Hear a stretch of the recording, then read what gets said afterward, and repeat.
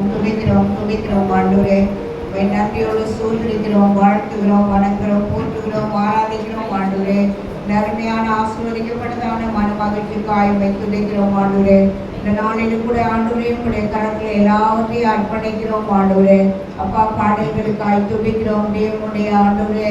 அப்பா, வர்ஷிப்காய் சோத்திரிக்கிறோம் ஆண்டவரே. பசுத்த ஆவியானவர் தாமே இறங்கி ஆளுகை செய்யும்படியாய் துதிக்கிறோம் ஆண்டவரே. ஆவியானுடைய கரத்தில் அர்ப்பணிக்கிறோம் ஆண்டவரே. தேவனுடைய செய்திக்காய் ஜெபிக்கிறோம் ஆண்டவரே. தேவ பிரசன்ன மகிமை இறங்கும்படியாய் ஜெபிக்கிறோம். தேவனுடைய வார்த்தைகளை வெளிப்படுத்தி பேசும் ஆண்டவரே. தன்னுடைய கரத்தினாலே ஆண்டவரே எல்லாவற்றையும் ஒப்புக் கொடுக்கிறோம் ஆண்டவரே. பரிசுத்த ஆவியானவரை இந்த ஆராதனையை ஆசீர்வதிக்கும்படியாய், இந்த ஆராதனையிலே ஆளுகை செய்யும்படியாய் தேவனுடைய வல்லமை அபிஷேகம் அக்னிமயமான ஆண்டவரே அப்பா அபிஷேகங்களை ஊற்றி ஆசீர்வதிக்க வேண்டுமாய் ஜெபிக்கிறோம். தடைகள் எல்லாம் மாற்றி ஆசீர்வதிங்க. பரிசுத்த ஆவியானவர் நடத்துங்க, பெரிய காரியங்களை செய்ய ஆண்டவரே. தேவனுடைய நாமம் மகிமைப்படுவதாக ஆண்டவரே. அப்பா, எல்லா நேரங்களையும் காலங்களையும் சமயங்களையும் உடைய கரத்திலே ஒப்பு கொடுக்கிறோம் ஆண்டவரே. அதின் காலத்திலே எல்லாவற்றையும் நெஞ்சாய் செய்கிற தேவன் ஆண்டவரே. எல்லா காரியங்களையும் பொறுப்புகளையும் உடைய சமூகத்திலே அர்ப்பணிக்கிறோம்.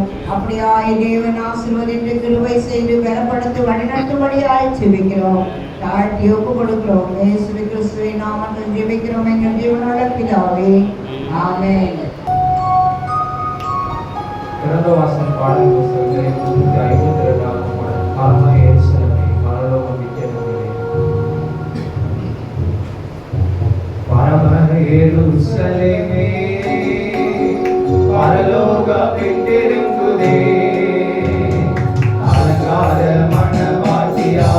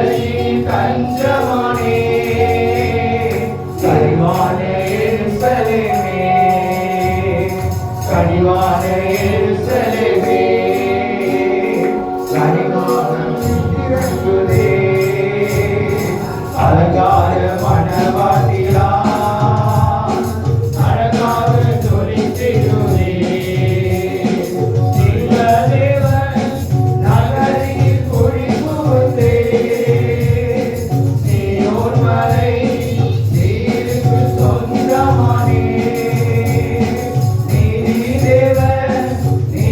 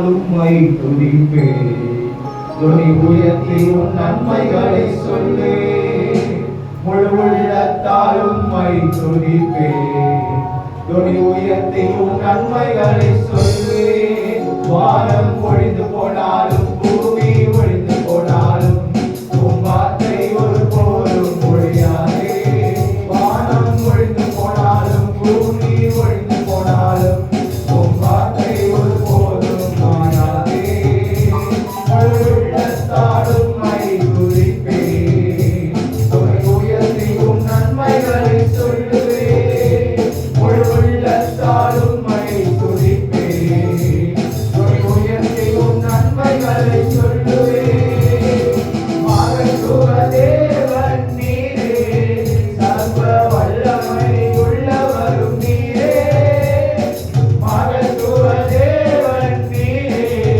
சர்வ வல்லமை உள்ளவரும் நீரே ஆதி அந்தமும் நீரே அல்பா ஒமேகா நீரே வானாலெல்லாம் நீர் மாத்திரமே ஆதி அந்தமும் நீரே அல்பா ஒமேகா நீரே வானாலெல்லாம் நீர் போதுமே முழு உள்ளத்தாலும் மை துதிப்பே துணி உயர்த்தி உன் நன்மைகளை சொல்லுவே முழு உள்ளத்தாலும் மை துதிப்பே துணி உயர்த்தி உன் நன்மைகளை சொல்லுவே ராஜாதி ராஜன் இயேசு தீர்மானுவே நம்முடனே ராஜாதி ராஜன் இயேசு தீர்மானுவே நம்முடனே எத்தனா தேவன் நீரே என்னை காப்பவர் நீரே ஒரு வெற்றி என்னை நடத்திடுவீரே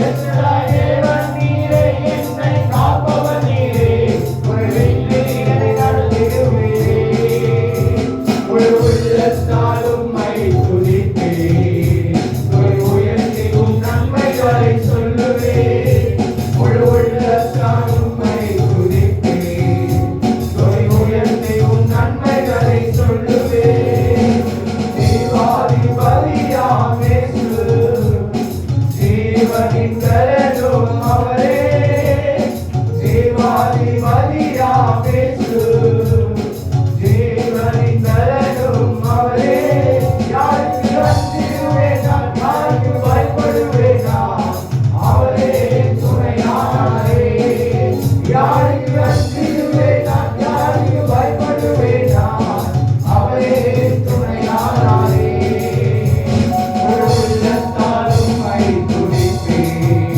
துணை உயர்த்தி உன் நன்மைகளை சொல்லுவே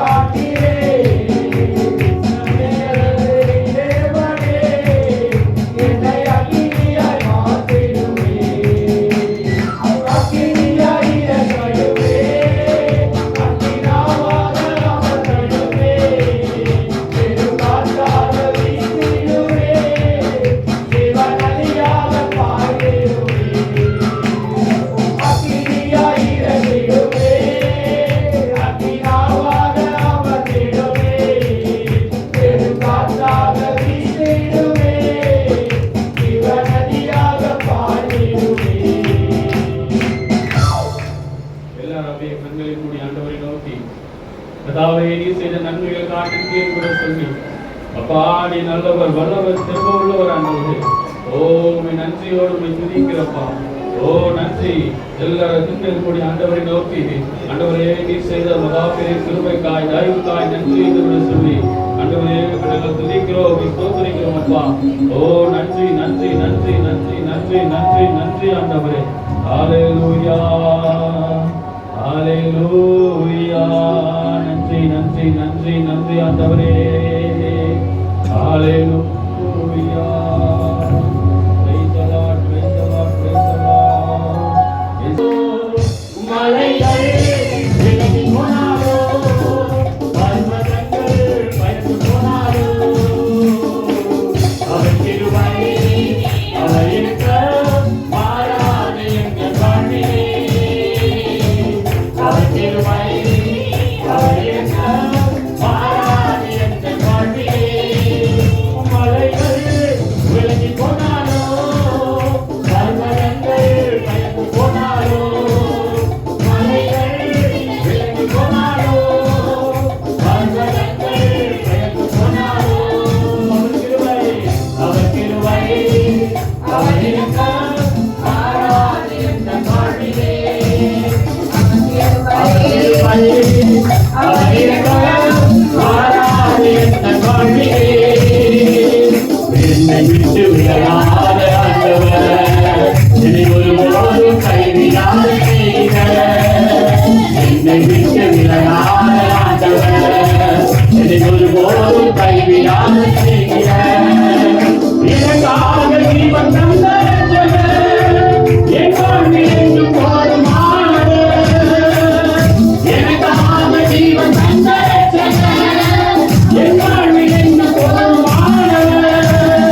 மலைகள் விலகி போனாலோ பர்வதங்கள் விலகி போனாலோ மலைகள் விலகி போனாலோ பர்வதங்கள் விலகி போனாலோ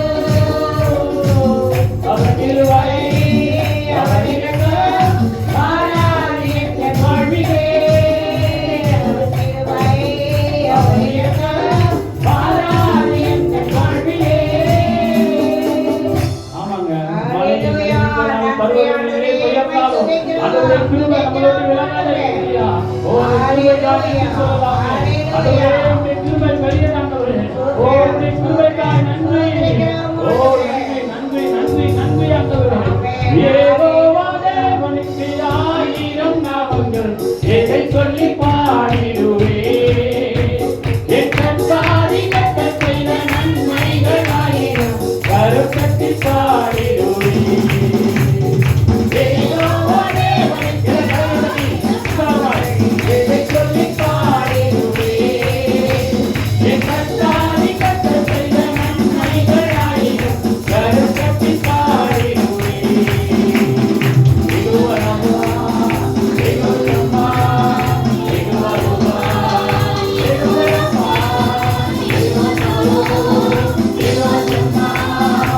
யெகோவா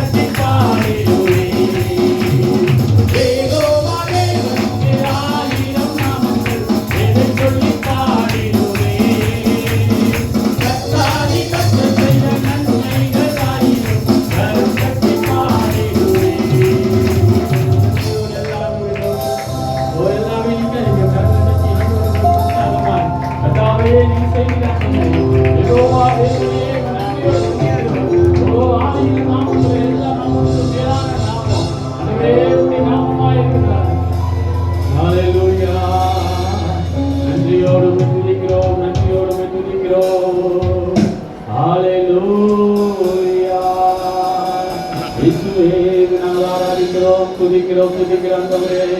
ஹalleluya.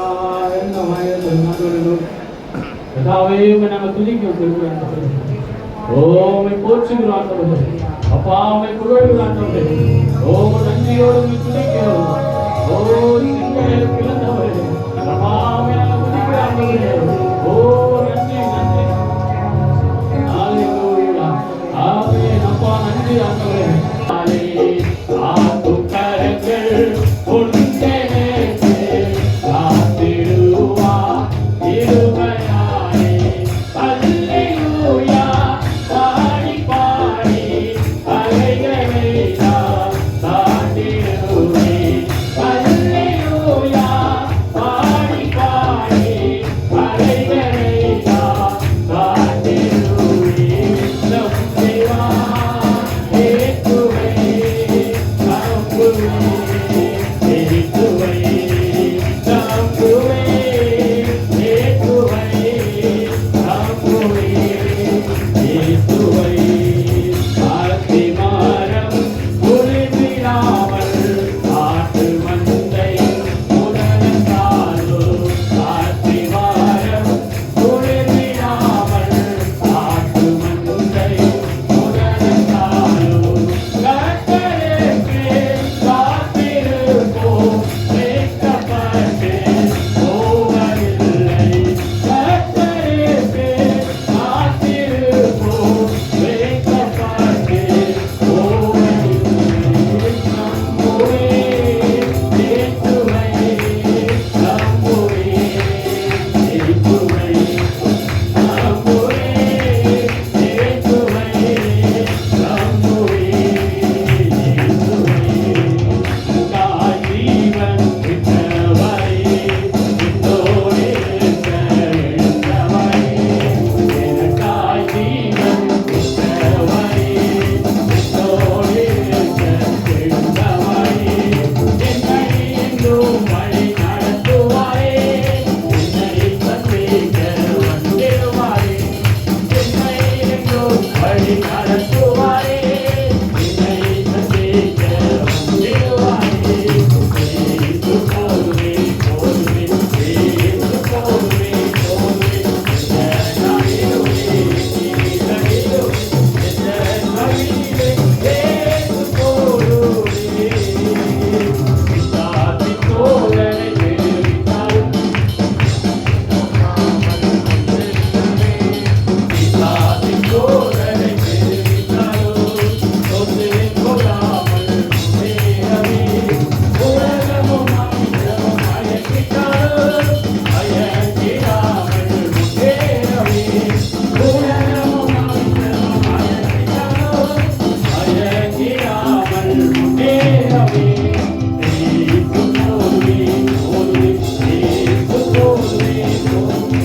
எந்த நாளிலுமே நீரிலுமே எந்த வழியிலே ஏசு போதுமே. மனிதர் என்னை கைவிட்டாலும் அவித்தமழுவே நாடினாலும். மனிதர் என்னை கைவிட்டாலும் அவித்தமழுவே நாடினாலும். ஐஸ்வர்யம் யாவும் அழித்திட்டாலும் ஆகாதவர் என்று தள்ளிவிட்டாலும். ஐஸ்வர்யம் யாவும் அழித்திட்டாலும் ஆகாதவர் என்று தள்ளிவிட்டாலும். ஏசு போதுமே போதுமே ஏசு போதுமே போதுமே. எந்த நாளிலுமே நீரிலுமே எந்த வழியிலே ஏசு போதுமே.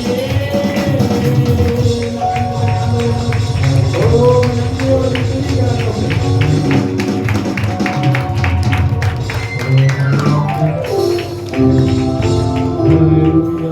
ரெண்டு கரத்தை உயர்த்தினார். நன்றியோடு ஆண்டவரை கரத்தில் ஒப்புக் கொடுக்கலாம். ஆவியானவரே வந்தேன் ஆவியானவரே.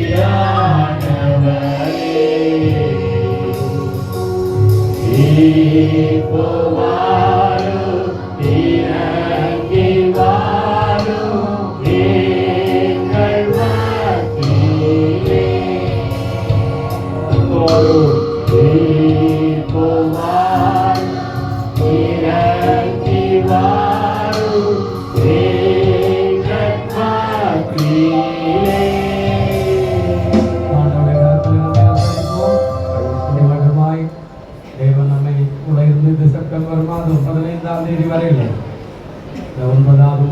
ஆமென். ஹalleluya. கரத்துல ஒப்பு கொடுத்து நம்ம எல்லாரும் ஆண்டவரே ஒப்பு கொடுக்கலாமா எல்லாம் ஆண்டவரே பிரியமான தேவனே, நம்ம எப்போதுமே ஆண்டவரை ஆராதிக்க வரும்போது நாம் அவருடைய கரத்துல நம்மை அர்ப்பணிக்கணும். நாம் எப்பவுமே யாரையாவது பார்க்கணுன்றமான நம்ம சபைக்கு வரக்கூடாது. நாம வருவது ஆண்டவரை ஆராதனை. நீங்க ஏதோ கடமைக்கு வந்திருக்கிறோம் அப்படின்னா உங்களுடைய ஆசீர்வாதத்தை நீங்க பெற்றுக்கொள்ள முடியாது. நீங்க விட்டு கொடுக்கணும். நீங்க கண்களை மூடி ஒரு கூட்டத்துக்கு போயிருந்தோம். பெரிய பாஸ்டர் 17,000 பேர் இருக்கிறாங்களுடைய சபையில. நம்மெல்லாம் ஒரு 100, 120 பேர், 150 பேர் வச்சுக்கிட்டு நம்ம பாடுபடுறோம். 17,000 பேர் உள்ள ஒரு சபை போதகர் சொன்னார், நான் பேசி முடிக்கும் வரையில நீங்க யாரும் இங்க அங்கெல்லாம் நவரக்கூடாது. தண்ணி குடிக்கிறேன், பாத்ரூம் போறேன், ஃபோன் பண்றேன், ஆமா இதுக்கு போறேன் அதுக்கு போறேன் அப்படின்ற காட்சி மூச்சுன்ற கதையே இருக்கக்கூடாது. பாருங்க, ஆவியானவர் நிறைவாய் மாற்றினார். 2 மணி நேரம் பேசினார். ஒரு குழந்தை கூட எடுத்து வெளியில போகுது. நீங்க நல்லா யோசிச்சு பாருங்க. தேவ சமூகத்துக்கு எதுக்காக வரோம் அப்படின்னா, நாம முதலாவது அர்ப்பணித்து ஆண்டவருக்கு என்று பயபக்தியா இருந்தா நம்முடைய குடும்பத்துல அந்த ஆசீர்வாதம் வரும். நம்முடைய சபையில் அந்த ஆசீர்வாதம் வரும். நாமளே ஏனாதாரமா நின்றுக்கிட்டு கண்ணை திறந்து பார்த்துக்கிட்டு அவர் பாடினா என்ன, பாடாகிட்டு என்ன, யார் பாடினா என்ன, நம்ம பார்த்து நம்ம வேலைக்கு பார்க்கலாம் அப்படியெல்லாம் நீங்க இருந்தீங்கன்னா உங்க வாழ்க்கையில அந்த ஆசீர்வாதங்களை நீங்க இழந்து போயிடுவீங்க. கர்த்தர் பயபக்திக்குரியவராக இருக்கிறார். கர்த்தருக்கு முன்பாக பயத்தோடு நடுக்கத்தோடு ஆராதிங்கன்னு சொன்னார். நீங்க ஆராதிக்கு வரும்போது பயபக்தியாய் வாருங்க. இது ஏதோ பாஸ்டர் நடத்துற ஆராதனை, ஏதோ அவரு பாடுறா, அந்த அம்மா பாடுறா, இந்த ஐயா பாடுற, இந்த பசங்க பாடுறா அப்படியெல்லாம் நீங்க நினைக்காம இந்த ஆண்டவருடைய ஆராதனை. கர்த்தர் என்னை சந்திக்க போறார், நான் அவரை சந்திக்க போறேன். அப்படியே கண்களை மூடி கரம் உயர்த்தி சொல்லுவோமா, உம் பிரசன்னம் போதுமையா, எப்போதும் எனக்கு போதுமையா. ராஜா உம் பிரசன்னம் போதுமையா, எப்போதும் எனக்கு போதுமையா.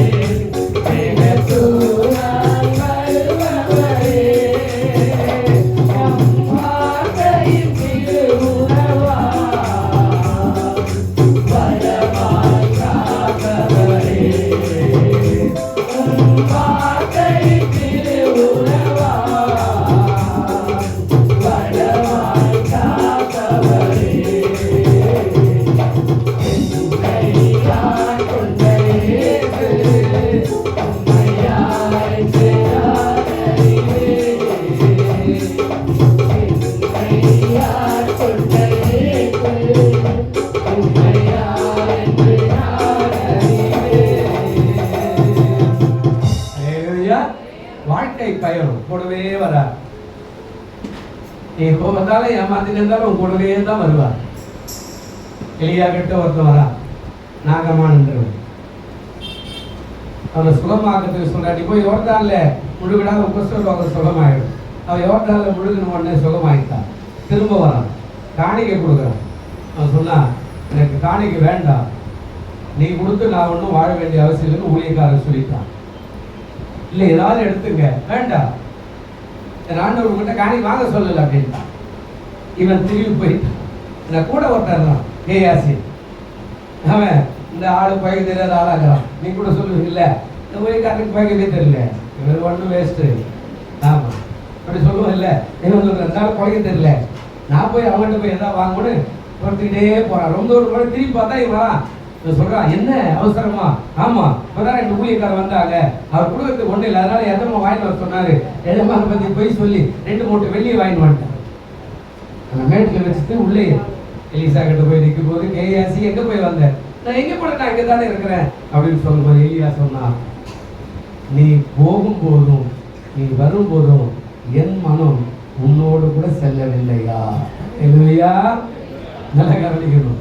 நீ போகும்போது நீ வரும்போது என் மனம் உன்னோடு தான் பேசினாரு. உன் போக்கில வரத்துல அவர் மனம் உன் பின்னாடியே தான் வருது. அவன் சொன்னா, நீ இவ்வளவு சீக்கிரம் போய் சொல்லிட்டியே, அந்த நாகமானுடைய குஷ்டரோகம் உன்னையும் உன் வீட்டையும் பிடிக்க கடவுள்னு சொல்லி அனுப்பிச்சுதான். அன்னைக்கு போனவன் தான் கேயாசி. குஷ்டரோகமாவே சந்ததி போயிடுச்சு. தெரியுமா? இது எதுக்காக சொல்ல? சாபத்துக்காக சொல்ல. இயேசுநாதருடைய மனம் பின்னாடியே இருக்கும். நீ அவருடைய பிள்ளை, அவருடைய மகள், அவருடைய மகன். நீ என்ன பண்ற? ஜெபிக்கிறியா இல்லையா? வேதம் வாசிக்கிறியா? நீங்க ஆலயத்துக்கு போக பிரயாசப்படுறியா? நீ கொடுக்க பிரயாசப்படுறியா? நீ மற்றவங்களுக்காக போராடுறியா? எத்தனை வியாதிஸ்தர் அவர்களுக்காக கண்ணீர் விடுறியா? எத்தனை பேர் கல்யாணம் ஆகல அவருக்காக கண்ணீர் விடுறியா? எத்தனை பேர் கல்யாணம் ஆகி பிள்ளை இல்லாதவர் அவருக்காக கண்ணீர் விடுறியா? ஜெபிக்கிறியா? என்ன பண்ணிக்கிட்டு இருக்கிற? அவருடைய மனம் உன் பின்னாடியே வந்து கொண்டிருக்கிறது. இல்லையா? நீ எவ்வளவு ஏமாத்தினாலும் அவருக்கு தெரியும். அதான் அவன் சொன்னான், அவனுடைய குஷ்டரோகம் சுகமாக்கி யோர்தான்ல விட்டுட்டா. இப்போ போய் நீ அவரமா சொல்லி என்ன பண்ண? நீ உனக்காக வாங்கினா கூட பரவாயில்ல, என் எஜமான்ற எலியா கேட்டான்னு சொல்லி என் பேரை சொல்லி நீ போய் வாங்கிட்டு வந்ததுனால அவனுக்கு குஷ்டரோகம் உன்னே உன் வீட்டாரை பிடிக்க கடவுள் போ அப்படின்னு ஒண்ணு. அன்னைக்கு போன கேயாசி குஷ்டரோகத்தோடு போயிட்டான். நீங்க நிறைய பேர் நம்ம என்ன பண்ணிடுறோம்? ஊழியக்காரர் மேல பழியை போட்டு ஊழியக்காரர் மேல ஏதாவது வெட்டி நம்ம தப்பிச்சுக்கணும்னு நினைக்கிறோம். அதை மாற்றிக்குங்க. தேவன் அதை விரும்ப மாட்டார். ஜாக்கிரதையா இருக்கணும். தப்புனா நீ தப்புன்னு ஒத்துக்க, ரைட்னா ரைட்டுன்னு ஒத்துக்க. அதுக்காக அந்த பாஸ்டர் சொன்னார், அந்த பாஸ்டர் மோசம், அவர்தான் இப்படி பண்ணார், பாஸ்டர் மேல வெட்டி வெட்டி நீங்க அப்படியே ஜாலியா இருக்கிற மாதிரி எல்லாம் பார்க்காதீங்க. அந்த நாகமான் குஷ்டரோகம் மாதிரி ஆயிடுவீங்க. ஜாக்கிரதையா இருக்கணும். ஆண்டவர் நல்லவர். ஆனா அதை விட அவர் ரொம்ப தீவிரமா இருப்பார் பரிசுத்தத்துல. பரிசுத்த குலைச்சலா மாறாத. நீ போகும்போது வரும்போது உன்னை ஜனங்க கவனிச்சுக்கிட்டே இருப்பாங்க. உன் நடை உடையெல்லாம் பார்த்துக்கிட்டே இருப்பாங்க. நாம எப்படி இருக்கோம்? நம்ம ஆண்டவருடைய பிள்ளைனா நாம எப்படி இருக்கணும்? நம்ம எப்படி ஆராய்கிற சபைக்கு வந்து உட்கார்ந்தா கூட நீங்க உட்காரும் போது நீ எப்படி கேலி பண்ற, கிண்டல் பண்ற, என்ன பேசுற, உனக்கு பின்னாடி இருந்து சில ஆள் கவனிச்சுட்டே இருப்பாங்க. அப்ப பரிசுத்த குலைச்சல். ஆண்டவர் சொல்றார், இடல் வருவது கூடாத காரியம் எவனால் வருவது அவனுக்கு கையோடைய கழுத்தில் எந்திரங்கள் கட்டி கடல்ல போடுறார்.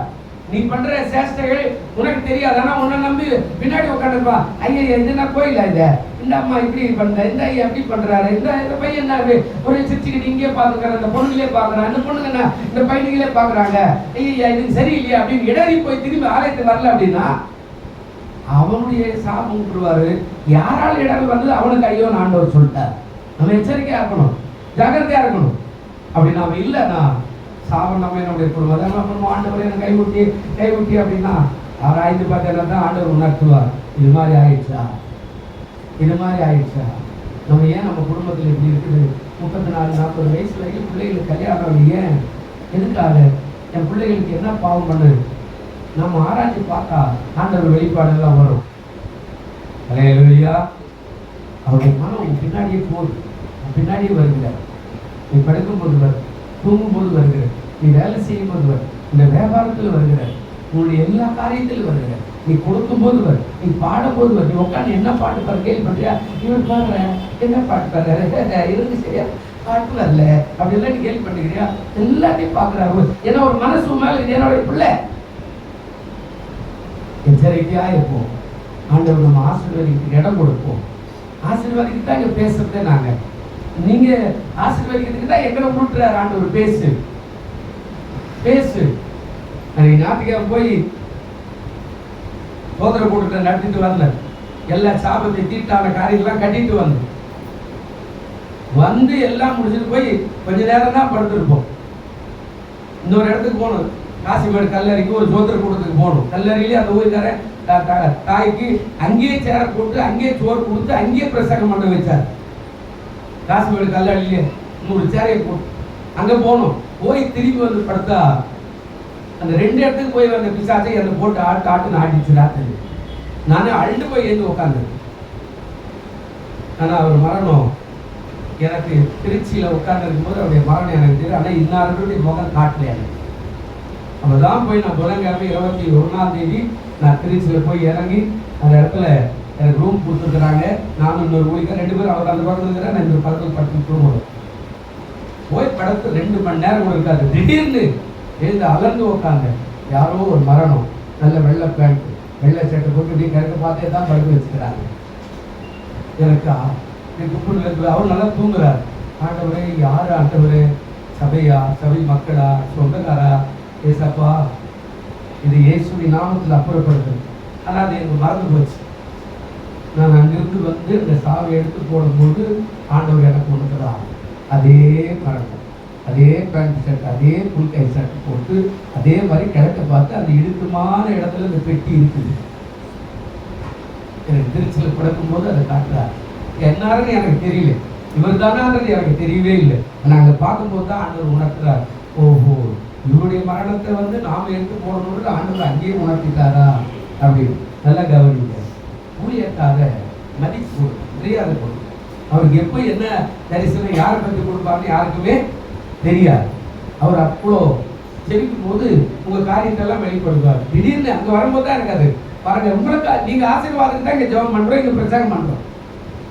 நீங்கள் நல்லா இருக்கணும், நாங்கள் ஜெபிப்போம். நீ என்ன நினைக்கிற, இவருக்கு ஒரு வேலையே கிடையாதுப்பா, என்ன ஒய்க்காரு இல்லை, சரியில்லைப்பா, அவரை பாருப்பா, அவரை பாருப்பா, அவரை பாருப்பா. கர்த்தர்களை ஆசீர்வாதம். தேவனுடைய வார்த்தைக்கு நேரம் போகலாம். 7 காரியம் இருக்குது, ஆனால் 20 நிமிஷம் இருக்குது. 7 காரியம் 25 நிமிஷம் இருக்குது. வேகமாக சொல்லிட்டு போகிறேன். யாக்கோபு 4ஆம் அதிகாரம் 10வது வசனம்.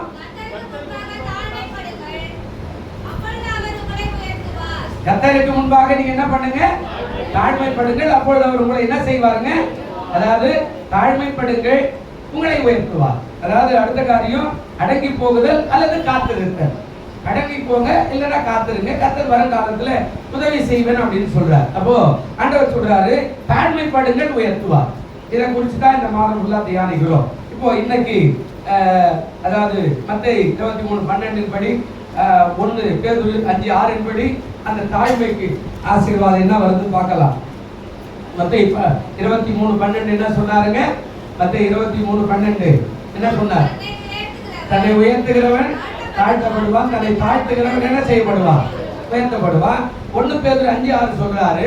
என்ன பேசுறாருங்க? ஏற்ற காலத்துல உயர்த்தும்படி அவருடைய பலத்த கருத்துக்குள்ள என்ன பண்ணுங்க? அடங்கிருங்க.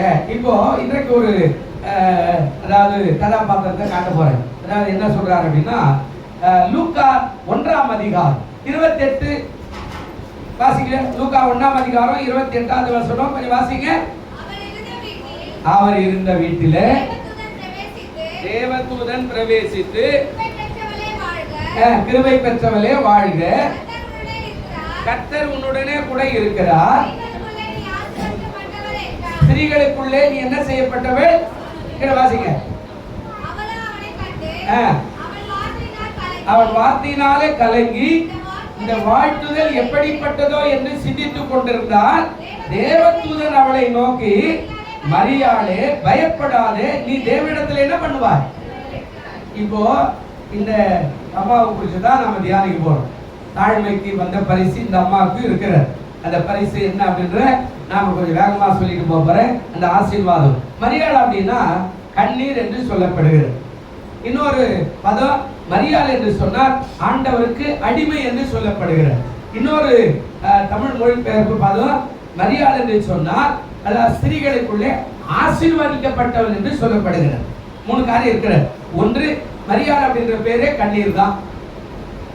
2வது, மரியாள் அப்படின்னா ஆண்டவருக்கு அடிமை என்று சொல்லப்படுகிறது பொருள் இருக்கிறது. 3வது, மரியாள்னா ஸ்திரீகளுக்குள்ளே, பெண்களுக்குள்ளே, சகோதரிகளுக்குள்ளே ஆசீர்வதிக்கப்பட்டவள் என்று சொல்லப்படுகிறது. யோசிச்சு பாருங்க, கண்ணீர் பிளஸ் ஆண்டவருக்கு அடிமை. அடுத்த காரியம் என்ன வருது? ஆசீர்வாதம். நல்லா கவனிக்கணும். ஆரம்பம் கண்ணீரா இருக்கிறது, ஆனா கர்த்தருக்கு என்று ஒப்பு கொடுத்து அவர் சொல்றார், நான் உனக்கு அடிமை, நீர் என்னை கொண்டு என்ன வேணா பண்ணலாம் அப்படின்னு சொல்றோம், அர்ப்பணிப்பு. அடுத்து 3வது ஆசீர்வாதம். நாம எப்பவுமே எச்சரிக்கை, நம்ம கண்ணீர் இல்லாம இருக்காது. எல்லாருக்குமே வேதனை இருக்கும், கண்டிப்பா இருக்கும். எல்லா மனுஷனுக்கும் வேதனை கண்டிப்பா உலகத்துல இருக்குதான் செய்யும், அதை மாற்றவே முடியாது. இந்த வேதனை முடிஞ்சு அடுத்த வேதனை வரும், கண்டிப்பா வரும். இப்போ நீங்க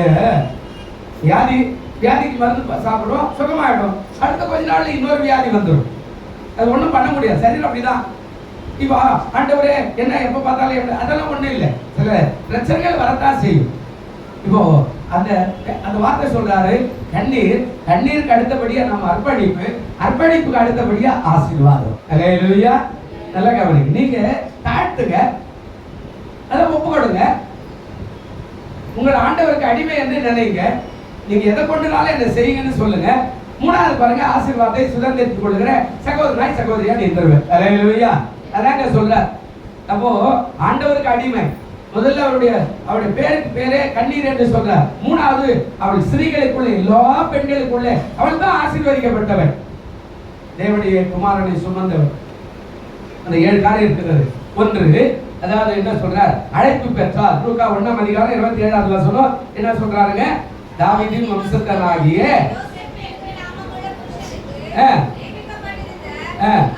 ஒரு கன்னிகையிடத்திலே தேவனாலே அனுப்பப்பட்டார். அல்லேலூயா.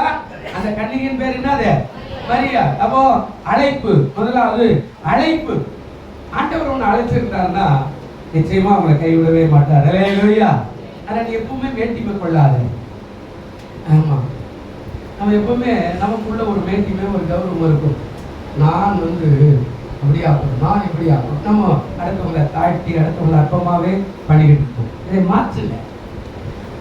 நம்ம உறவினர்கள்ல, நண்பர்கள்ல, குடும்பத்துல கூட யாரையுமே நம்ம அப்படி செய்ய வேண்டாம். இப்போ ஆண்டவருங்க முதலாவது அழைப்பு. அழகான ஒரு வார்த்தை சொல்றார். அழைக்கப்பட்ட ஒரு மகன், அழைப்பு பெற்றார்.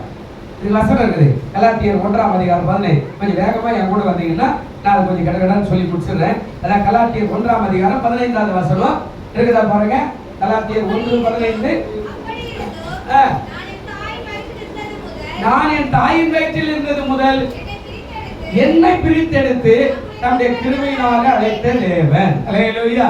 எங்கிருந்து வந்தது நம்ம?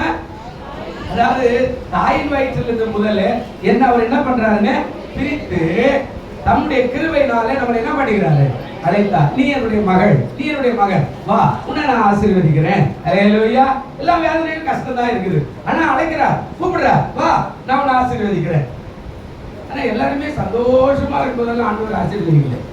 நிறைய பேர் நினைச்சிருக்கிறோம், அவருக்கு என்னப்பா பணம் பொருளுக்கு குறையே இல்லை, அவர் நல்ல ஆசீர்வாதமா இப்படி நம்ம சொல்லிக்கிறோம். இல்லைங்க, கஷ்டத்தின் மத்தியில தான் கர்த்தர் நம்மளை அழைத்து வந்திருக்கிறாரு.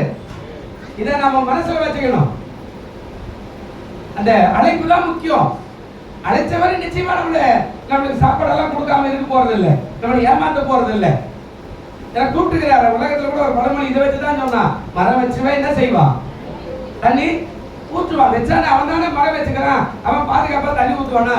படைத்து அவர் தான் நமக்கு சாப்பாடு கொடுப்பாரு. அல்லேலூயா. தேவைகளை என்ன செய்வாருங்க?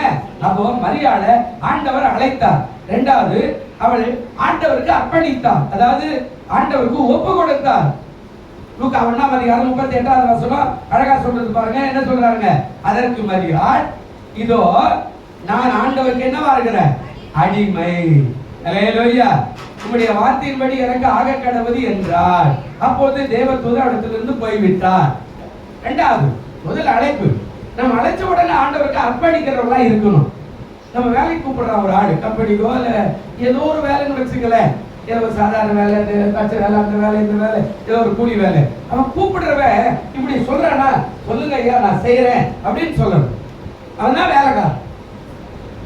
நல்ல கவனிங்க. அதான் அவனுக்கு அடங்கி செய்கிற ஒரு வேலை. இந்த ஸ்கிரீனுக்கு பின்னாடி கிட்டத்தட்ட ஒரு 3500 ரூபாய்க்கான மரம் உள்ள இருக்குது. இத பின்னாடி போடுறதுக்காக கிறிஸ்துமஸ் அன்னைக்கு அதுக்கு முன்னாடியே வாங்கிட்டு வந்தேன். இது செய்யறதுக்கு ஆச்சரிய கூப்பிட்டா ஒரு நாளைக்கு 2500 ரூபாய் கூலி கொடுத்தா தான் நான் வருவேன்னா, அதை அப்படியே இறக்கட்டி அங்கேயே வச்சுட்டு அதுக்கப்புறம் இதெல்லாம் ஸ்கிரீன் எல்லாம் போட்டு பழைய ஸ்கிரீன் எடுத்து மாட்டி நம்ம வேலையை நடத்தணும். அந்த நேரத்தில் நம்மளால முடியாது. இப்ப நான் ஒண்ணு சொல்றேன், அவன் ஒண்ணு சொல்றான், சார் இப்படி செய்யணும் அப்படின்னா, இல்ல சார் இப்படி செய்யணும். இன்னொருத்தர் வந்தார், நம்ம சகோதரர் அம்சார், அவர் பெரிய பட்ஜெட் போட்டு 3-4 வேலை 18,000 ரூபாய்ட்டார். 3,500 ரூபாய் மரத்துக்கு 18,000 ரூபாய் நான் செலவு பண்ணேன். அப்படிதானே? நான் எங்க போவேன்? யோசிச்சு பாருங்க. அதாவது ஆண்டவர் அழைச்சாரு. ரெண்டாவது, நாம அவருக்கு அர்ப்பணிக்கிறவர்களா இருக்கணும். அல்லேலூயா.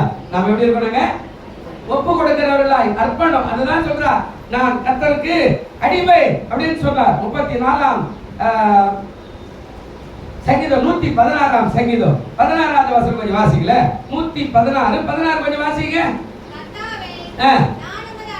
நான் உமது என்ன பண்றாருங்க? அடிமை. நான் உமது அடியாளின் புத்திரனும் உமது ஊழியக்காரமா இருக்கிற என் கட்டுகளை என்ன செய்யுங்க? அர்ப்பணம், ஒப்பு கொடுக்கிறது. நாம வியாதி இருந்தா கூட கோயிலுக்கு வர மாட்டோம், பைபிளே வாசிக்க மாட்டோம், ஜெபம் எல்லாம் பண்ண மாட்டோம். பாஸ்ட் கட்டின்னு தான் இருப்பாரு, ஜபத்துக்கு வரையாப்பா, ஜபத்துக்கு வரையாப்பா, ஜபத்துக்கு வரையா, ஜபத்துக்கு வரையா. நாம சொல்லுவோம், எனக்கு எவ்வளோ வேலை இருக்குது, நான் போய் என்ன ஜெபம் பண்ணேன். இப்போ எப்படி ஆகணும்?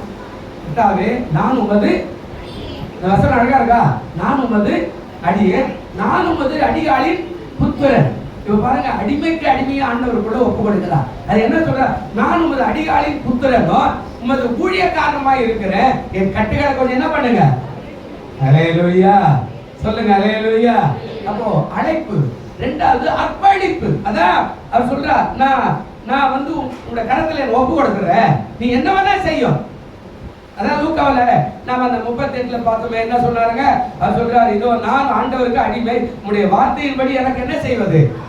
வந்து பாருங்க, மரியாளுக்கு கல்யாணம் ஆகல, இப்பதான் நிச்சயதார்த்தம் பண்ணிக்கிறாங்க. இவன் பரிசுத்த ஆவியானவர் வந்து சொல்றார் தேவதூதன், உனக்கு ஒரு பரிசுத்தமான வித்து வரும், அவர் பேர் இயேசுன்னு பேர் வரும், நீ ஒரு பிள்ளை பிறப்ப. ஐயோ, நீ என்ன கடவுளா, நீ மோசக்கார இல்லையா, நீ என்ன ஆண்டவரா, எனக்கு பழி பாவத்தை பண்ணாம விட்டுரும் போல இருக்குதே, ஐயோ நான் எப்படி வாழணும் அப்படியெல்லாம் சொல்லல. அவர் சொன்னா, தாழ்மையோடு சொல்றார், நான் உனக்கு அடிமை, உங்களுடைய வார்த்தையின்படியே ஆக கடவுள். அல்லேலூயா. நீ அர்ப்பணம் பண்ணி பாருங்க, கர்த்தர் உங்களை ஆசீர்வதிப்பார தவிர சிறுமைப்படுத்த நாம் எப்பவுமே மேட்டிங். அவர் என்ன சொல்றது, நான் இதை கேட்கறது எனக்கு என்ன தெரியாதா, நான் என்ன கோயிலுக்கு போய்யா, இந்த கதையெல்லாம் நம்ம பேசுறது இதெல்லாம் விட்டுருங்க. அவர் சொல்றார், என்ன சொல்றாரு அப்படின்னா, உங்களை தாழ்த்துங்கள், அப்போது உங்களை என்ன செய்வாருங்க? உயர்த்துவார். நம்ம கல்யாணமே ஆகல, ரொம்ப பெரிய காரியம் இல்ல, எப்படி சமுதாய காரியத்துக்கு கூட இல்ல. நான் சொல்றேன், நான் உமது அடிமை, நீ என்ன தேடி வந்துக்கிறீங்கல்ல, உமது வார்த்தை என்னவோ அதை செய்யுங்க. அதுதான் ஆசீர்வாதம். அந்த கண்ணீர் பிளஸ் அடிமை அர்ப்பணிப்பு, அர்ப்பணிக்க அடுத்தபடி என்னதுங்க? ஆசீர்வாதம். அல்லேலூயா. ரெண்டாவது இதுதான் சொன்னார். மூணாவது பாருங்க, மூணாவது என்ன சொல்றாருங்க? அதாவது அவள் கருப்பையை கர்த்தர் கண்டார். அவளுடைய கர்ப்பம், இந்த கருப்பை அப்படின்னு சொன்னார்ல, கருப்பையை ஆண்டவர் என்ன செய்தாருங்க? இஸ்ரவேல் ஜனங்களே ஏகப்பட்ட சகோதரிமார்கள், மேசியா என் வயித்துல பிறப்பாரா, மேசி அரண்மனையில பிறப்பாரா, மேசி அங்க பிறப்பாரா, மேசி எங்க பிறப்பாரா, மேசி அவன் பணக்காரன் உள்ள பிறப்பாரா, மேசியா இவர் வீட்டுல பிறப்பாரா, இந்த அம்மா அழகு தேவதை, இந்த அம்மா அரண்மனையில் இருக்க, இந்த அம்மா கட்டளை பெற்றவ, இந்த அம்மா அப்படி செஞ்சவா, இந்த அம்மா அப்படி இருக்கிறாங்க, இந்த அம்மா பரிசுத்தமா இருக்கிறாங்க. என்ன கவனிச்சு பாருங்க, ஒருவேளை இப்படி நடக்குமோ? ஆனா ஆண்டவர் அருமையான வார்த்தையை பேசுறார். என்ன வார்த்தை பேசுறார் அப்படின்னா, சொல்றார், அந்த கண்கள் அவருடைய மகனுடைய மரியாளுடைய கர்ப்பப்பையை கண்டது. பாருங்க என்ன சொல்றாரு பாருங்க. அதாவது லூக்கா 11ஆம் அதிகாரம் 27வது வசனம் கொஞ்சம் வாசிங்க. லூக்கா 11:27வது வசனம் கொஞ்சம் வேகமா. நோக்கி உம்மை, என்ன அழகா பேசுறா பாருங்க, உம்மை சுமந்த கர்ப்பமோ, அவள் என்ன அழகா பேசுறாருங்க, உம்மை சுமந்த கர்ப்பம் வாக்கியம் உள்ளது. அல்லேலூயா. அப்போ இயேசுவான பிதாவானவர் அந்த குமாரனை பெற்றெடுக்க எந்த கர்ப்பத்தை தேடுறாருன்னா, நல்லா கவனிக்கணும், அந்த தேசத்துல மிகவும் தாழ்மையோட, மனத்தாழ்மையோட, பரிசுத்தமாய், உண்மையா, உத்தமாய் வாழ்ந்து கொண்டிருந்த மரியாதை தேடி தேவனுடைய மனம் வருகிறது. உன்னை என்னை தேடிதான் ஆண்டவர் வருவார். அல்லேலூயா. தாழ்மை, நீ தாழ்மைப்படும்போது ஆசீர்வாதம் வரும். நீ தாழ்மை இல்லாத மேட்டிமே கர்வம் கொண்டு யார் அதெல்லாம் நான் யார் இதெல்லாம் நம்ம பேசாம, ஆண்டவரை நான் உமக்கு அடிமை, ஆண்டவரை நீர் எதை செய்யணும்னு அவருடைய எண்ணம் சொல்றாரு. கேயாசிட்டு சொன்னார்ல, உன் மனம் என்னோடு செல்லவில்லையா? ஆவியானவருடைய மனம் எந்த கர்ப்பம் பரிசுத்தமா இருக்கிறது, எது தகுதியானதுன்னு தேடிக்கிட்டே வந்தார். மரியாதைத்தான் பார்த்தார். பிரியமானவர்களே, அப்போ உன்னை தேடி வரும்போது உன்னில அற்புதங்களை செய்ய ஆண்டவர் வல்லவராய் இருக்கிறார். அதே லூக்கா 23:29 வாசி பாத்தீங்கன்னா, அங்க ஒரு வார்த்தை அவர் சொல்லுவார். லூக்கா 23:29வது வசனம் பாருங்க, என்ன சொல்றார்? மலடிகள் பாக்கியவதிகள் என்றும், பிள்ளை பெறாத கர்ப்பங்களும் பால் கொடாத முலைகளும் பாக்கியம் உள்ளவைகள் என்றும் சொல்லப்படுகிற நாட்கள் என்ன செய்யும்? வரும் அப்படின்னா என்ன அருமையான வார்த்தை. அது சொல்றார், மலடிகள் பாக்கியவாதிகள் என்று சொல்லப்படுகிற நாட்கள் வரும். அப்போ ஆண்டவர் சொல்றாரு, இந்த கண்ணு மரியாளுடைய கர்ப்பத்தை காண, கர்ப்பப்பையை தேடி வரும்படியான காரியத்தை செய்தார்னா, உன் பிள்ளைக்கு பிள்ளை பிறக்காதா, மகளே மகனே, உன் வாழ்க்கைக்கு உதவி செய்ய மாட்டாரா, உன் தேவை சந்திக்க மாட்டாரா, உனக்கு ஒரு கல்யாணம் பண்ண மாட்டாரா, உன் வீட்டில் மருமகளும் மருமகனும் வரமாட்டாரா? தேவன் தேடுகிற பரிசுத்தமோ அந்த தாழ்மை உனக்கு இருக்குமானா, ஆவியான ஒரு வீட்டில் குடியிருக்க வல்லவரா இருக்கிறார். அல்லேலூயா. நாலாவது பாருங்க, நாலாவது என்ன சொன்னார் பாருங்க. நாலாவது நேரம் இல்லை, முடிகிற நேரத்துக்கு போயிட்டு வரும், அதனால ரொம்ப நேரம் பேசல. நாலாவது பாருங்க, அவர் சொல்றாரு, தேவனால் கூடும் என்று நினைத்தார். இப்ப அவர் சொல்றாருல்ல, நீ ஒரு பிள்ளை பிறப்பா அப்படின்னா அவர் தாழ்மையோடு, நான் ஆண்டவருக்கு அடிமை, நீ என்ன செய்யுமோ அதை செய்ய அப்படின்னு சொல்றா. இப்போ அவர் சொல்றா, இது தேவனால கூடும். அவர் சொல்ற, பரிசுத்த வித்து ஒண்ணு வரும், அந்த பரிசுத்த வித்து தான் ஒரு பிள்ளையா பிறக்க போற. நீ உன் புருஷனை சேர்ந்து பிறக்கிறது பாவம். எல்லா புருஷனும் மனைவியும் பாவம் தான். கல்யாணம் பண்ணி வைக்கிறதுக்கு ரெண்டு பேரும் பாவத்துல தள்ளி தான் பிள்ளை பெற்றுக்கிறதுக்கு தான் கல்யாணமே பண்றோம். அப்போ அது சேர்ந்து பெற்றெடுக்கிற பாவம். ஆனா இது பரிசுத்தமான வித்து அப்படின் போது அவர் சொல்றார், தேவனால் எல்லாமே கூடும். 1ஆம் அதிகாரம் 37வது வசனம் என்ன சொன்னா பாருங்க, தேவனாலே கூடாத காரியம் ஒன்றும் இல்லை என்றார். நல்ல கவனிக்கணும். இவன் நினைக்கிறார், கர்த்தராலே எல்லாமே கூடும். என்ன தேடி வந்தவர், நான் பெத்லகேம்ல ஒரு சிறு கிராமத்துல எங்கேயோ ஒரு இடத்துல வாழ்ந்துருக்கிற என்னை தேடி வந்து நீதான் இயேசுடைய கர்ப்பத்தை சுமக்க போற அப்படின்னு சொன்னார்னா, இது ஆண்டவரால கூடும் என்று நினைத்தா. பெரியமார்களே, நீங்க எந்த காரியமோ ஜெபித்துட்டு இது ஆண்டவரால கூடும் என்று நினைச்சீங்கன்னா கட்டாயம் கூடும். அல்லேலூயா சொல்லுங்க, அல்லேலூயா. நாம ஆரம்பிக்கும் போது எப்படி ஆகும், எப்படி நடக்கும், அதெல்லாம் முடியாது. இந்த வியாதி இப்படி ஆகும், அந்த வியாதி அப்படி ஆகும், அது அப்படி ஆயிடுமாக்கும், இந்த குடும்பம் இப்படி ஆயிடுமாக்கும். இந்த கதையெல்லாம் நம்ம ஆரம்பிக்கும் போதே ஆப்போசிட்டாவே போனா ஆசீர்வாதம் எப்படிங்க வரும்? அல்லேலூயா. பாருங்க, அது சொல்றா, இது தேவனாலே கூடும். ரோமர் 4ஆம் அதிகாரம் 21வது வசனத்துல அழகா பேசுறாரு பாருங்க. ஆபிரகாம் குறித்து பேசுறார். ரோமர் 4ஆம் அதிகாரம் 21வது வசனம் என்ன சொல்றாருங்க? தேவன் வாக்குத்தத்தம் பண்ணினதை நிறைவேற்ற வல்லவராய் இருக்கிறார் என்று முழு நிச்சயமாய் நம்பி தேவனை மகிமைப்படுத்தி விசுவாசத்தை வெற்றி ஆயிட்டானா. ஒன்று, நிறைவேற்ற வல்லவர் என்பதை முழு நிச்சயமாய் நம்பணும். அல்லேலூயா. நமக்கு நம்பிக்கையே வரல, சபைக்கு வரதுக்கே நம்பிக்கை வர மாட்டோம்.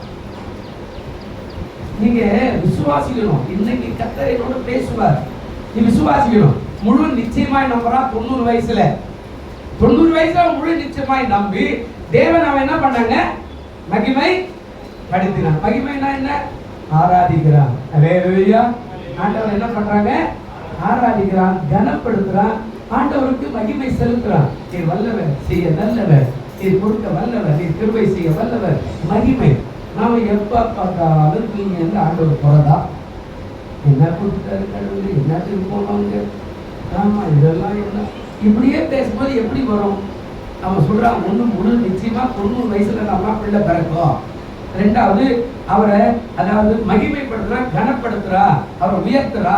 மூணாவது, விசுவாசம் எப்படி ஆயிட்டாங்க? எப்படி ஆயிட்டான்? அபிமான் சொல்லுங்க, எப்படி ஆயிட்டான்? வல்லவனாய். வல்லவனா என்ன? விசுவாசத்துல அப்படியே பராக்கிரமா ஆயிட்டா. முடிய நீங்க ஒருவேளை ஒரு மாசத்துக்கு முன்னாடி நீங்க நியூஸ்ல பாத்துட்டீங்கன்னா, பேராஷூட்ல கிட்டத்தட்ட 3500 அடி உயரத்துல ஒரு 90 வயசு பாட்டி பேராஷூட்ல பறந்துச்சு. நீங்க கவனிச்சீங்களா இல்லையா? 90 வயசு பாட்டி. அந்த பாட்டி தனியா போயிட கூடாது, கூட ஒரு பேராஷூட்ல பயிற்சியாளர் கூடவே மேல இருந்து அந்த அம்மாவை மேல இருந்து தாங்குறா. இந்த அம்மா பறக்குது, தூக்கி போடுறாங்க. 3500 அடி உயரம் மேல. என்ன நினைக்கிற, விமானம் போறதுக்கு கொஞ்சம், அதாவது விமானத்துக்கு மேகத்துக்கு மேல போகும்போது, அதாவது 3500 அடி மேகத்துக்கு போயிடும்.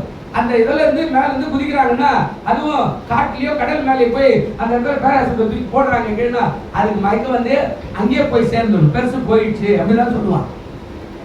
ஆனா பெருசு வந்து நல்லா அப்படியே பறந்து வந்து இறங்கி பேட்டி கொடுக்கிறது. முடியும் என்று நினைத்தா எல்லாரால முடியும். உங்களால முடியுமா? பக்கத்தில் ஒரு கேட்போம், ஒரு 3500 அடி உயரத்துல தூக்கி போட்டா உங்களால பறந்து வர முடியுமா? கேட்டு பாருங்க. நம்பிக்கையில ஒரே மாதிரி ஆயிருங்க. நான் கதை சொல்ல, நிஜத்தை சன் டிவி நியூஸ்ல நான் பார்த்தேன். இதை அடிக்கடிக்கு அந்த நியூஸ்ல எல்லாம் சில காரியங்கள்லாம் போடுவாங்க. பேராஷூட்ல பறக்கிறதுக்கு அந்த வெளிநாட்டு லேடி கிட்டத்தட்ட 90 வயசுக்கு மேல இருக்கிற பாட்டி, அது ஆரோக்கியமா இருக்கிற. அப்போ அவன் இந்த அம்மா முடியும் சொல்றான்னா, ஆபிரகாம் சொல்றான், தேவனை மகிமைப்படுத்தி விசுவாசத்துல எப்படி ஆயிட்டாங்க வல்லவன் அப்படின்னா பராக்கிரமசாலி. வல்லவனா யாருங்க? பராக்கிரமசாலி. அவரை ஜெயிக்க முடியாதுப்பா, அவன் பெரிய நல்ல ஆடுபாவம் அப்படின்றால. அது மாதிரி இவன் விசுவாசத்துல அவ்வளவு அபாரமா ஒரு நாளும் நட்சத்திரம் பார்க்கிறான். ஒரு நாள் நட்சத்திரம், ஒரு நாள் இது ஈசாகிதி, அவருடைய மனைவி, அவருடைய பேர, அவன் புள்ள அப்படி எண்ணிட்டே போறான். தேவன் வந்து கேட்கிறா, சார் எண்ணிட்டியா? இல்ல ஆண்டவரே, இப்படிதான் ஒரு சந்ததி. மறுநாள் ராத்திரி வந்து எண்ணிட்டியா? இப்படிதான் ஒரு சந்ததி. மறுநாள் ராத்திரி வந்து எண்ணிட்டியா? இல்ல ஆண்டவரே, இப்படிதான் ஒரு சந்ததி இருக்கும். இப்ப 90 வயசு 100 வயசு கிட்ட ஆயிட்டா. சாராலும் 90 வயசு. வழிபாடே நின்று போயிடு. பெண்களுக்கு ஊதிய ரத்த போக்கு வழிபாடே நின்று போச்சு. ஆனா அவன் முழு விசுவாசமாய் இருக்கிறான். ஹல்லேலூயா. அப்போ மரியாதை ஏன் தேடினார் அப்படின்னா, 4வது பாருங்க, அங்க தேவனால கூடும் என்று முழுசா அவள் நம்பினான். 5வது பாருங்க, 5வது அவருக்கு பணிவிடை செய்தார். லூக்கா 2ஆம் அதிகாரம் 7வது வசனம் பாருங்க. லூக்கா 2ஆம் அதிகாரம் 7வது வசனம் இருக்குதா பாருங்களேன். பெற்று பிள்ளையை துணிகளிலே சுற்றி முன்னணியில கிடத்தினாள். அவள் பணிவிடை. பிள்ளையை பெற்று பிள்ளையை சீராட்டி, பிள்ளையை தொடச்சி, பிள்ளையை கழுவி, தண்ணீரினால கழுவி, அசுத்தெல்லாம் நீங்கி, அந்த பிள்ளைக்கு ஒரு கண்ட துணி எடுத்து சுத்தி, அந்த மாட்டு தொழுவத்துல போய் ஒரு இடத்துல அழகா ஒரு வைக்கவோ ஏதோ ஒரு கோதுமை எதையோ ஒன்று போட்டு அழகாக அங்கே வைத்து பணிவிடை செய்கிறார். வருகிறவர் போகிறதெல்லாம் பார்த்து வணங்க வேண்டும். பிள்ளைக்கு எங்கேயாவது பணிவிடை செஞ்சா குளிக்க வச்சு கையில பைபிளை கொடுத்து, கையில ஒரு 10 ரூபாயை கொடுத்து, நீ சர்ச்சுக்கு போ. நீங்களே லேட் ஆகிருந்தா அவன் உனக்கு பின்னாடி லேட் ஆகிருக்கிறான். அப்படிதானே? நீங்களே லேட் ஆகிருந்தா உனக்கு பின்னாடி அவன் என்ன பண்றான்? அவன் சர்ச்சைக்கு வர போக மாட்டான். அவன் எங்கன்னா ஒரு சுற்றி போயிடுறான். நீ ஏன்னா சர்ச்சைக்கு வரல அப்படின்னு போய்கிட்டா, வா லேட் ஆயிடுச்சுப்பா. எப்படி? நீங்க முதல்ல ஆயத்தம் நீங்க தான் இருக்கணும். அதான் சொல்றா, பணிவிடை செய்தால். ஒரு வசனம் வாசி பாருங்க. அது லூக்கா 2ஆம் அதிகாரத்துல 24வது வசனம் கொஞ்சம் வாசிங்க. என்ன சொல்றாரு பாருங்களேன். 2ஆம் அதிகாரம் 24வது வசனம், கர்த்தருடைய நியாயப்பிரமாணத்தை சொல்லி இருக்கிறபடி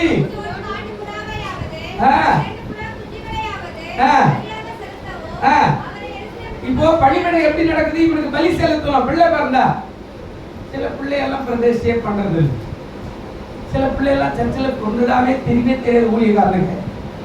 ஆமா, இப்போ இந்த அம்மா சட்டப்படி நியாயப்பிரமாணத்தில் சொல்லி இருக்கிறபடி 8வது நாளில ஒரு ஜோடு புறாவை, ஒரு புறா குஞ்சியை எடுத்துக்கிட்டு இந்த பலி செலுத்த எருசலேமுக்கு போறா. எருசலேம் அங்கிருந்து கிட்டத்தட்ட ஒரு நாள் பிரயாணம் அப்படின்னு வச்சுக்கலேன். ஒரு நாள் பிரயாணம் இங்கிருந்து போறா எருசலேமுக்கு. பிள்ளையை தூக்கிக்கிறா, கையில இதெல்லாம் பிடிச்சிக்கிறா, புருஷனை கூட்டுக்கிறா, எல்லாத்தையும் எடுத்து போய் பிள்ளைக்கு செலுத்த வேண்டிய காணிக்கையெல்லாம் செலுத்தி பலி செலுத்தணும் எருசலேம் ஆலயத்துல. பணிவிடை. நீ உன் பிள்ளைகளுக்கு பணிவிடு, உன்னுடைய பெற்றோருக்கு பணிவிடு, பேர பிள்ளைகளுக்கு பணிவிடு. அவளுக்காக தண்ணீரோட அழணும், ஜெபிக்கணும். உன்னுடைய ஊழியக்காரனுக்கு பணிவிடு. நீ நினைக்கிற ஊழியக்காரன் சேர்த்தாலும் கொஞ்சம் எப்படின்னா போடணும், என்ன ஊழியக்காரனுக்கு பணிவிடு. என்னையா சாப்பிட்ட, என்னையா வேணும், அந்த பணிவிடை ரொம்ப அவசியம். இதெல்லாம் நீ செய்யல அப்படின்னா ஆசீர்வாதம் வருவது என்பது ரொம்ப கடினம். அவள் அதான் சொல்றா, நான் ஆண்டவருக்கு அடிமை. அது அப்புறம். ஆனா இப்போ நான் 5வது சொல்றா, என்ன சொல்றா? ஆண்டவருக்கு பணிவிடை செய்தார். அதான் ஆண்டவர் சொன்னார், இலவசமாய் பெற்றீர்கள். சொல்லுங்க பார்க்கலாம். என்னங்க? இலவசமாய், இலவசமாய், சத்தமா சொல்லுங்க. இலவசமாய் இல்லங்க, இலவசமாய் பெற்றீர்கள். இலவசமாய் என்ன பெற்றீங்க? இலவசமா சொல்லுங்க. கட்டிட்டா பணம்ல ஏங்க, இலவசம் பாவம் மன்னிப்பு. ஹல்லேலூயா. ரட்சிப்பு தாங்க இலவசம். காசு வாங்கி ஏசுனார் கொடுக்கலங்க. எப்போ உள்ள வந்து ஆண்டவரே ரட்சினோன்னு ஆண்டவர் விடுதலை கொடுக்கும், சாபத்தை எல்லாம் நீக்கி உன்னை நீதிமானாய் மாற்றிட்டார். ஹல்லேலூயா. அதான் சொன்னார், இலவசமாய் பெற்றீர்கள், இலவசமாய் மற்றவர்களுக்கு என்ன செய்ய இப்ப நீ பெற்றுக்கிட்டத இந்த பிள்ளைக்கு செய்யணும், இந்த பிள்ளை வளர வளர இந்த பிள்ளையை பாதுகாக்கணும், இந்த பிள்ளைக்காக ஜெபிக்கணும், இந்த பிள்ளைக்கு பணிவிடை செய்யணும், சத்தியத்தை போய் சொல்லணும், 23 சங்கீதத்தை போதிக்கணும், சபைக்கு கொண்டு வரணும், சபையில அங்க உட்கார வைக்கணும், சபையில சண்டே கிளாஸ் சபையில வாலிபர் கொண்டு உட்காரணும். இவன் வளர்வதற்கு நீ ஆயத்தம் பண்ணணும். நீ ஒரு பள்ளியில் சேர்க்கறது, டியூஷன்ல சேர்க்கறது, அவனை வேற எங்கன்னா போய் கல்லூரியில சேர்க்கறது, அதுக்கெல்லாம் ரைட்டானா. ஆனா சத்தியம் ஒண்ணுமே இல்லைன்னா எப்படி ஆசீர்வாதம் வரும்? அல்லேலூயா. உன் பிள்ளைய பணிவிடை செய். எருசலே உன் பிள்ளைய நீ முன்னாடி கூப்பிட்டு நீ பின்னாடி வரணும். போ முன்னாடி போ, நீ முன்னாடி போற பின்னாடி வர, அப்படியே அவன் பின்னாடியே நீ அப்படியே பணிவிடை ஆலயத்துக்கு வந்து உட்கார வைக்கணும். அல்லேலூயா. அதான் மரியாதை செய்தார். அதுதான் அந்த கர்ப்பத்தை தேடினார் ஆண்டவர். மரியாதை ஏன் தேடி வந்தார்? அந்த கர்ப்பம் எதுக்காக?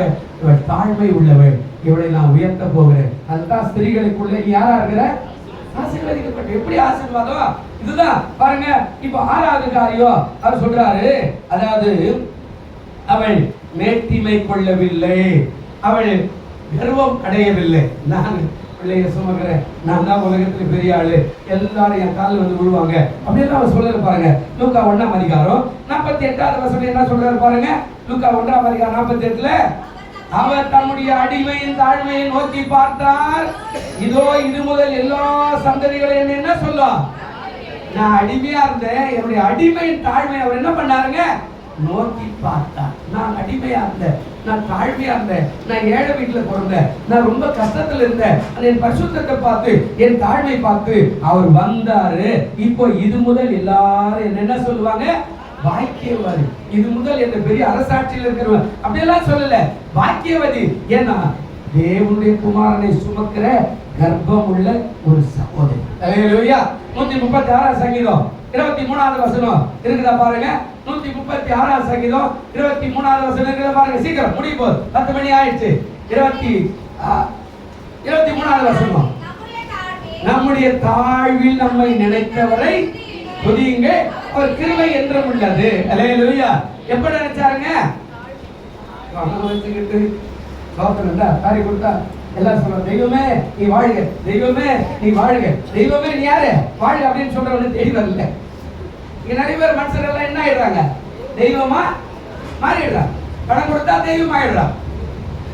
அது இல்ல, சொல்றா நம்முடைய தாழ்விலே நம்மை நினைத்தவரை நீங்க என்ன பண்ணுங்க? துதிங்கள், அவர் கிருபை அப்படியே ஆசீர்வாதம். அதான் இவர் சொல்றா இது முதல் எல்லா சந்ததியும் என்ன பாக்கியவதற்கு சொல்லுவாங்க. எப்படிங்க? என்ன ஆகல, புருஷனோட சேரல, ஆனா இவருடைய அந்த ஆழ்மை எவ்வளோ பெரிய ஆசீர்வாதம்.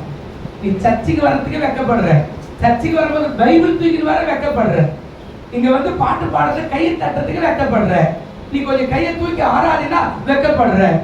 யோசிச்சு பாருங்க, எல்லாத்துக்குமே வெக்கம் தான் உங்களுக்கு. அப்ப எப்படி ஆசீர்வாதம்? அவர் சொல்றா இது முதல் எல்லா சந்ததியினர் பாக்கியவாதி. எப்படி கல்யாணம் பண்ணி குடும்பத்தோட புருஷனோட வாழ்ந்த அந்த சகோதரிக்கு சொல்ல வேண்டிய கிருபையை இவர் சொல்றா இது முதல் எல்லாரும் மரியாதை சொன்னாலே பாக்கியவாதி என்று சொல்லுவார்கள். அல்லேலூயா.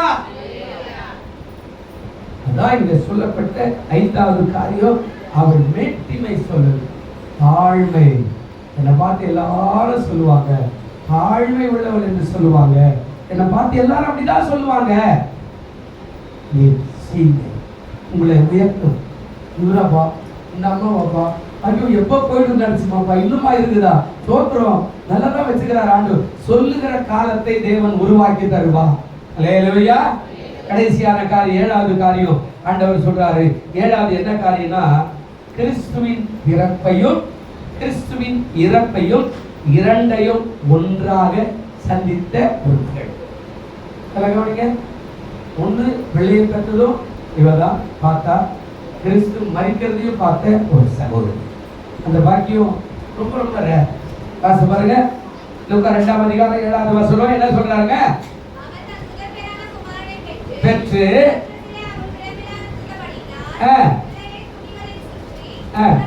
முன்னணியிலே கிடைத்திருக்க கண்டார். அப்படின்னா பிள்ளைய பெற்றெடுத்தா, பிள்ளைய பார்த்துட்டா. இப்ப அவருடைய மரணத்தை பார்க்கிறா. எப்படி பார்க்கிறா? இப்ப யோவான் 19ஆம் அதிகாரம் 25வது வசனம். சீக்கிரம் யோவான் 19ஆம் அதிகாரம் 25வது வசனம் இருக்குதா பாருங்க வேகமா. இயேசுவின் சிலுவையின் அருகே அவருடைய தாயோ, அவருடைய தாயின் சகோதரி கிளையப்பா மரியாளோ மகதலேனா மரியாதை நின்று கொண்டிருந்தார்கள். இயேசுடைய மரணத்தை பார்த்து துடிக்கிறது தாய் உள்ளம். சிலுவையில் அறையப்படும் போது, ரத்தம் வடியும் போது அந்த தாய், அந்த கர்ப்பம் துடிக்கிறது, மகனே மகனே மகனே. யோசித்து பாருங்க, இந்த கிருபை எப்படி வந்தது அப்படின்னா, அங்க ஆண்டவர் சொன்னார்ல அந்த வார்த்தை, தன்னைத்தான் தாழ்த்துகிறவன் உயர்த்தப்படுவான், தன்னைத்தான் உயர்த்துகிறவன் தாழ்த்தப்படுவான். அப்போ எப்போ தாழ்மையா இருங்க, தாழ்மையா பேசுங்க, தாழ்மையா அதாவது வாழுங்க, தாழ்மையோடு சிந்திங்க, தாழ்மையோடு பேசுங்க, தாழ்மையோடு வாழ்க்கையை நடத்துங்க. உங்களை உயர்த்துவதற்கு ஆண்டவர் வல்லவராய் நல்லவராய் இருக்கிறார். ஆனா நீங்க தாழ்மை இல்லாம வெற்றிமையாவே பேசுகிறது, எனக்கு எல்லாம் தெரியும், பாசிட்டிவ் அறிவுரை எல்லாம் சொல்றது, எனக்கு எல்லாம் தெரியும். நீ எப்பொழுதும் தாழ்மையாவே இரு, கர்த்தர் உங்களை உயர்த்துவார். அல்லேலூயா. மரியாதை அப்படிதான் ஆண்டவர் உயர்த்தினார். எத்தனையோ சகோதரிகள் இருந்தாங்க, மரியாதை தன்னை தாழ்மை உள்ளவராய் எண்ணினபடினாலே தேவனுடைய ஆவியானவர் தேடி வருகிறார், தேவனுடைய தூதன் தேடி வருகிறார். கிருபை பெற்றவளே வாழ்க என்று சொன்னார். எப்போதுமே ஜெபத்துல, கொடுக்கிறதுல, ஜெபிக்கிறதுல, ஆண்டவருக்கு என்று வாழ்கிறதுல, நீ வார்த்தையை சொல்லுகிறதுல தாழ்மையோடவே இரு. எப்போதும் கர்த்தர் ஏற்ற காலம் வரும்போது உன்னை உயர்ந்த ஸ்தானத்தில் வைப்பார். கண்களை மூடுவோம். நல்ல பிதாவே, இந்த வார்த்தையை கேட்டுக்கொண்டிருக்கிற எல்லா பிள்ளைகளையும் ஆசீர்வதி ஆண்டவரே. தன்னைத்தான் உயர்த்துகிறவன் தாழ்த்தப்படுவான், தன்னைத்தான் தாழ்த்துகிறவன் உயர்த்தப்படுவான் என்று சொன்ன வார்த்தையின்படி இங்கே மரியாதை நாங்கள் தியானித்தோமே. இந்த வாழ்க்கையில் எவ்வளோ பெரிய ஆசீர்வாதங்கள் எல்லாம் ஆண்டவரே அவர் செய்தார். அதை பார்க்கும்போது மரியாதை எவ்வளவாய் உயர்த்தினீர் ஆண்டவரே. மரியாதையுடைய பேருக்கு உலகம் உள்ளவரையெல்லாம் சொல்லிக்கொண்டே இருக்குமே ஆண்டவரே. ஆமாப்பா, உண்மை எங்கெல்லாம் சொல்லுகிறார்கள், நான் மரியாதையுடைய பேர் சொல்லத்தக்கதாக தேவன் மரியாதை உயர்த்தினபடினாலுமே சோதரம். இதை கேட்டுக் கொண்டிருக்கிற, பார்த்து கொண்டிருக்கிற பிள்ளைகள் தங்களை தாழ்த்தி அப்படியே ஒருமுகப்படும் போது அவர்கள் ஆண்டவரே உயர்த்தப்படுவதற்கு வாய்ப்பு இருக்கிறது. கர்த்தர் கிருபை செய்யும். இயேசு கிறிஸ்துவின் நாமத்தில் வேண்டிக் கொள்கிறோம் நல்ல பிதாவே, ஆமென்.